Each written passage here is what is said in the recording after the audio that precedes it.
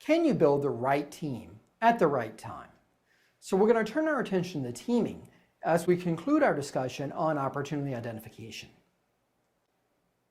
So entrepreneurship is very much a team sport. This belief that it's the solo individual out on their own all the time is a myth. And when you look at this piece out of some of my colleagues at Stanford, they point to entrepreneurship as an experience where entrepreneurs are spending the majority of their time as part of a group. They're meeting with management teams, board meetings, project teams. And as that venture grows, they're spending more and more time with suppliers and partners and customers. So how do startups build teams? How do you pick your co-founders? How do you pick your earliest employees?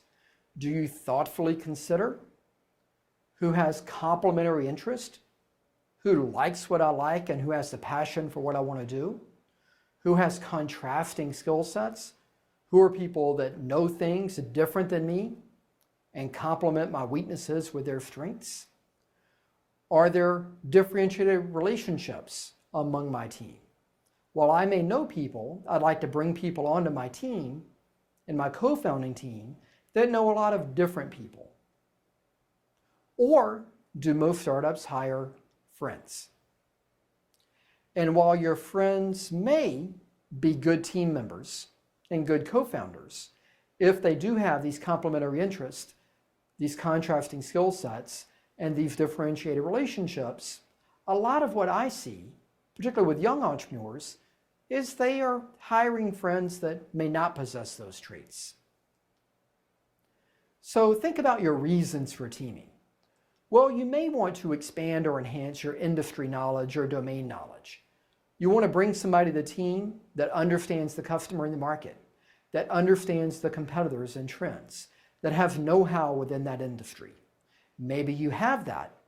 If you don't have it, you'll want to bring that on at the executive level, perhaps as a co-founder. You may need business knowledge.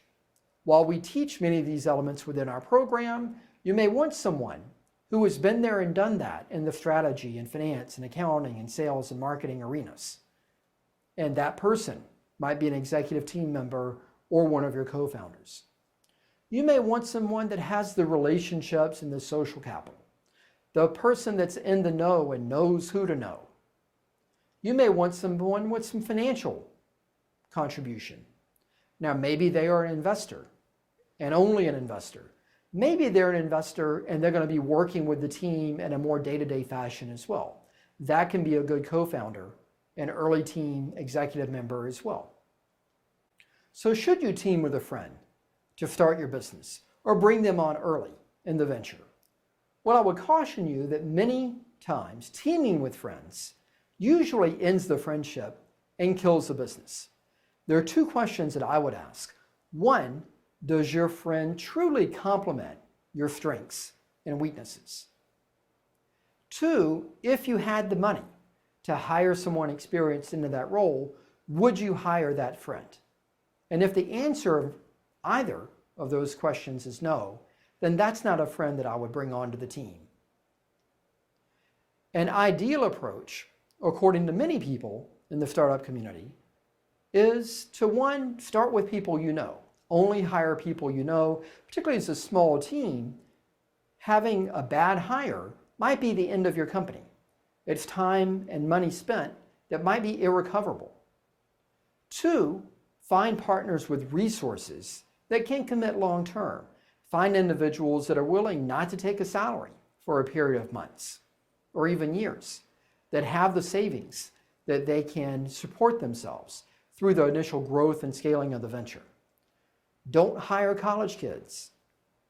Find people that have experience. Integrate people with sales and marketing very early in the process. And staff your group with people that believe in your mission, that aren't only looking for salary. Well, to this, I would say that's the ideal, but it's not the reality of a lot of the ventures that I've worked with. One, I find that a lot of the entrepreneurs I work with are first-time entrepreneurs, and they may not know the right people. They might not necessarily have worked in the places and in the organizations or gone to the programs that connect them with the right people. They may not have friends that are wealthy. They may not have individuals when they're in the circle yet that are willing to make that level of financial commitment or that have the means to do that. And they may not be able to afford that experienced person.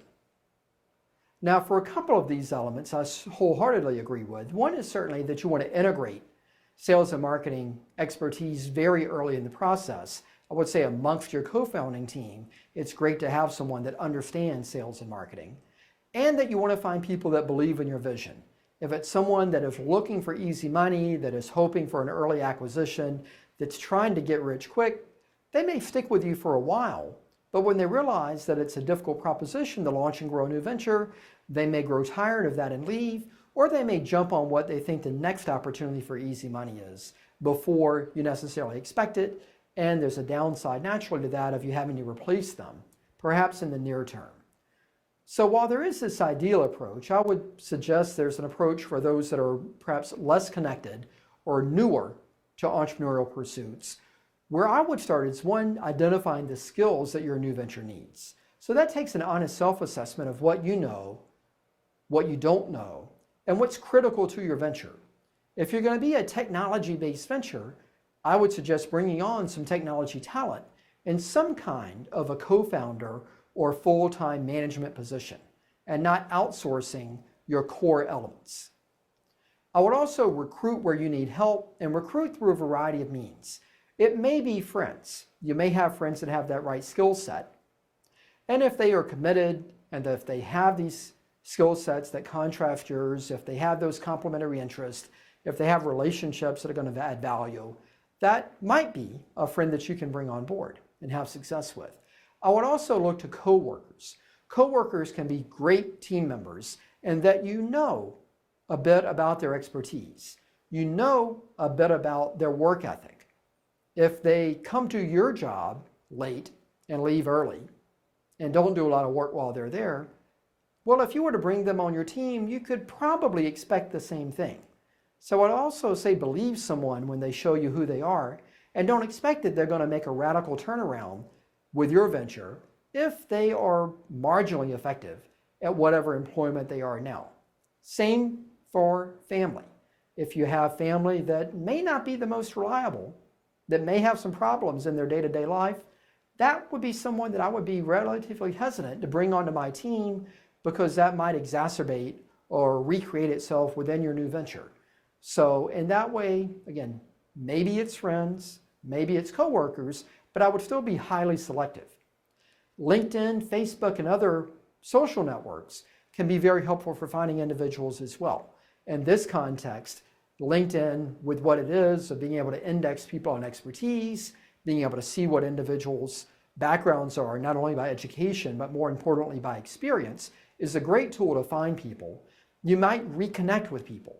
There might be people that were in your circle years ago that have gone on to do some pretty impressive things that you may not be aware of. But if you get connected on LinkedIn, you might find that they're the perfect co-founder, or that they're the perfect individual to join your team early on. You also might engage yourself in recruiting in face-to-face events. There are a variety of meetups and workshops and clinics and speakers and socials that happen in many different areas.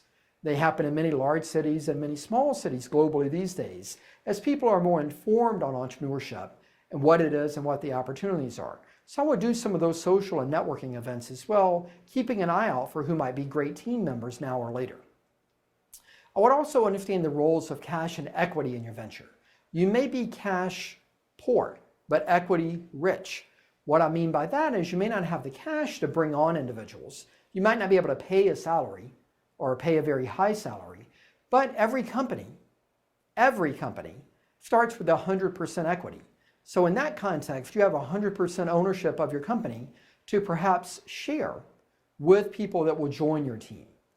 And so later in discussions on new venture financing, we'll explore that a little bit more at what it takes to bring people on and what are some effective ways to bring them on with equity over a vesting schedule to engage them and recruit them into your venture.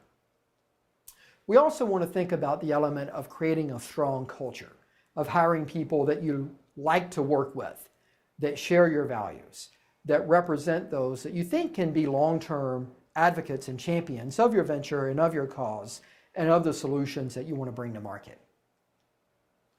There's also an extended team. Now, the extended team may be your board. It may be investors, attorneys, accountants, other partners and suppliers.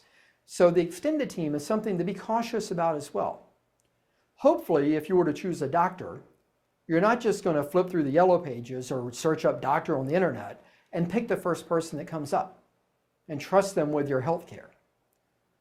However, many of the entrepreneurs do that when they're looking for attorneys or accountants. That's not the thing to do. Do the same thing you would do if you're trying to find a doctor, of looking for people that are respected, of looking for people that have references, of looking for people that may have worked with other individuals that you know. So in that way, I would be as selective with selecting my extended team members as I would be for my own personal doctor. A key piece of that is the board of advisors, and I think this is a great place to start. When you begin thinking about that extended team, I would start with the board of advisors. What that does is it gives you a mechanism to get regular feedback from people that have been there and done it, that have some expertise and that have some insights, and that can provide an objective and informed level of feedback. Now, they're a bit different than other service providers. If you go to a marketing firm and you want them to market your product, they will put together a campaign, they will suggest what might work, they will attach a price point to it, and they're happy for you to pay them $1,000 or $10,000 or $50,000 for them to execute that marketing plan. A board of advisor member may be able to work with you on that plan to see, is it going to work or not? What should you do? What shouldn't you do? What are some other things that you can do with that $10,000 that might add more value to your firm? Same thing with technology. If you go to a software development company and you want them to build your dream website that's going to do everything you could ever imagine, they may be able to do that for $30,000, and they're happy to build it. They'll provide no guarantees that it's going to be profitable. They'll provide no guarantees that you're going to be able to get traffic on that site and convert customers on that site, but they'll take your money to build it. What a board of advisor will do is look at that plan, look at that wireframe, think about that user interface, think about the customer experience that that website is going to deliver, and give you some advice on what to do, when to do, how to do, if to do, before you go out and try and hire a service provider. Boards of advisors may be compensated in a few different measures, just as your co-founders may be. It might be equity-based. It might be 1 or 2%. It may be cash-based if they're providing time, particularly regular time and expert time. They are potentially willing to do that as a volunteer for a short amount of time if they already have some relationship with you. But in all likelihood, I would argue, to really get value out of them and to really get their attention and to really link their interest and their motivation to you in a measurable and significant way, there's some measure of equity or cash that most startups are going to find is necessary to bring on quality boards of advisors and to be a priority for them. So in summary, when we think about the team, we want to be very selective. We want to be very selective with our co-founders, very selective with our internal team, both co-founders as well as the early hires that we make, particularly those that we're going to give equity to. We also want to be very selective with our extended team. We want to beware the pitfalls of friends and family. Now, there are successful companies formed by friends. There are successful companies that are run by families, but it's not the norm. And it certainly brings a level of complication that you want to be aware of. We also want to remind you to leverage your relationships to establish your team. Think about who you know. Think about who you know knows and how that might be a prospective great teammate. We also want to introduce and remind you of this concept of building a board of advisors. One thing to remember here is it's a great way to get expert advice. And advice is something that you can take or leave. So boards of advisors typically don't have a formal role or a formal influence over you. So it's a bit different than a board of directors that, pending the board, may have the ability to hire or fire the executive team, that may have the ability to choose to spend or not to spend on large-scale projects that may have the ability to approve or not approve acquisitions or mergers. So boards of directors may have very rule-structured obligations and authority to decide. Boards of advisors advise. And for the early stage entrepreneurs, that's what I would suggest starting with.